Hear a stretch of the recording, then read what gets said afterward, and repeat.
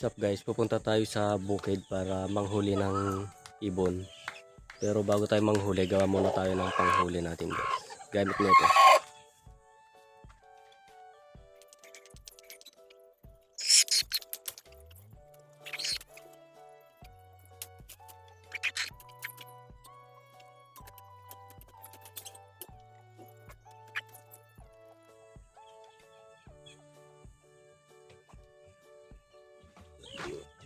Dito sa amin guys, sa probinsya, ganito madalas yung panghuli.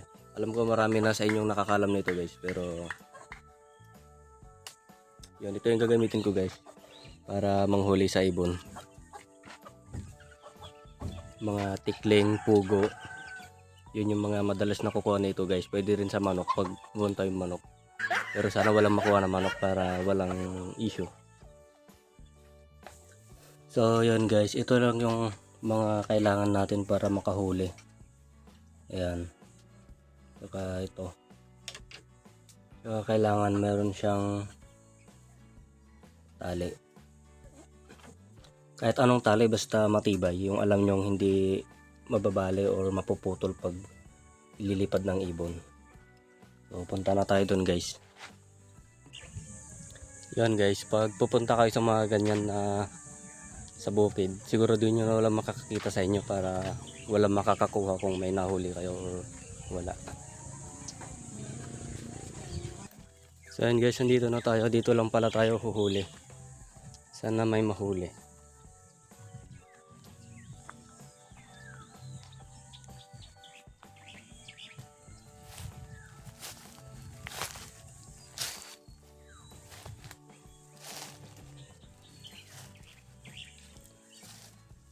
Pero pag pupunta kayo sa mga ganito guys, river, pagi-pagi po.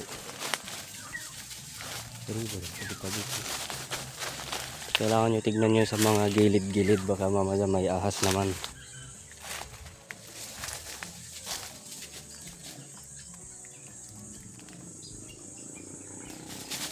So dito lang tayo maglalagay.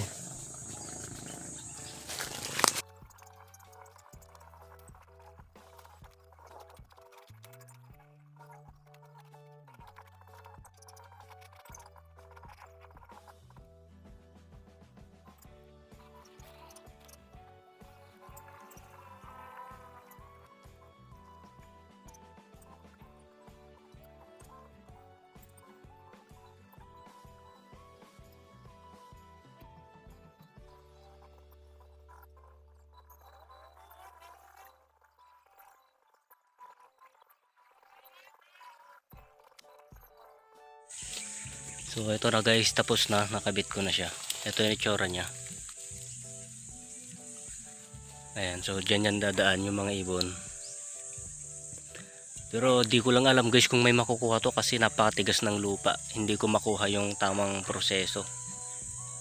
Baka pag may nahuli nga to, baka matanggal pa to kasi ang hirap ibaon. So tignan na lang natin guys, update na lang ulit. Napakalit lang tong bukid na to guys, pero ang daming ibon nito. Dati kasi nauso yung mga bumabaril na mga ibon, nasira yung mga baril nila, kaya medyo dumami ulit sila. Lalo na pag tag-ulan. Maliit lang tong bukid na to guys, hindi ganun kasukal, pero marami siyang ibon. Mailap nga lang. So yun guys, update na lang mamaya pag may nakuha. Yun guys, alas 7 natin yung nilagay. Tapos ngayon alas 9. 2 oras na yun nakalipas guys. Kaya titignan natin. Baka may nahuli na kasi kapag masyadong matagal, mababali yung paa niya. O kaya mamamatay ganun guys.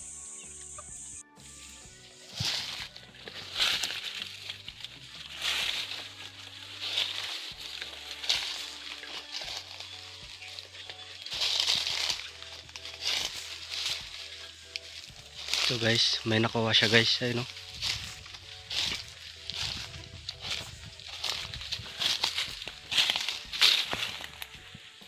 Yun guys, naglagay ako ng effect sa video kasi bawal kasi mabidyohan yung mga dugo kapag mag-upload ka.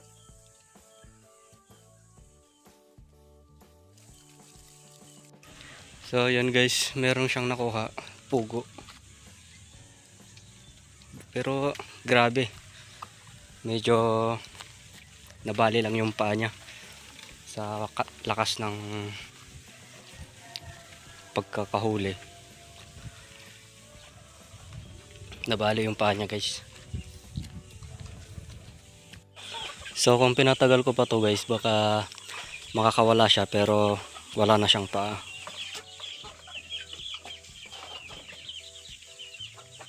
Bali yung paa niya guys, sa sobrang lakas ng higpit ng pagkakatali, yung paa niya medyo malapit nang humiwalay.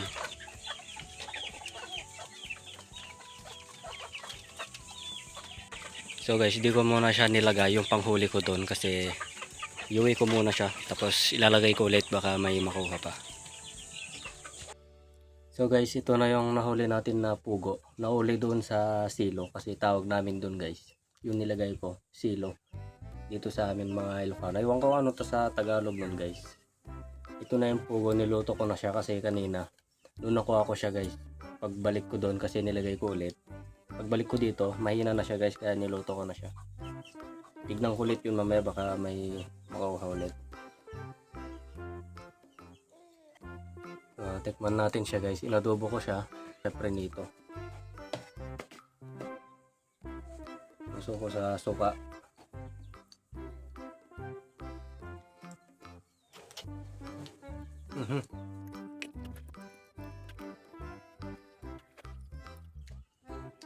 Kumunat siya sa prito. Pero mas masarap sa akin yung guys, yung medyo may pagkakunat-kunat.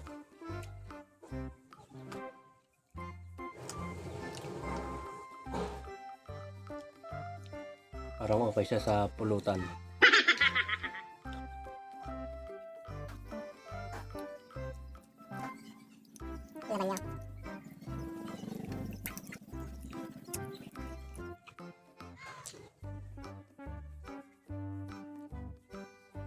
So guys, hanggang dito na lang muna yung video.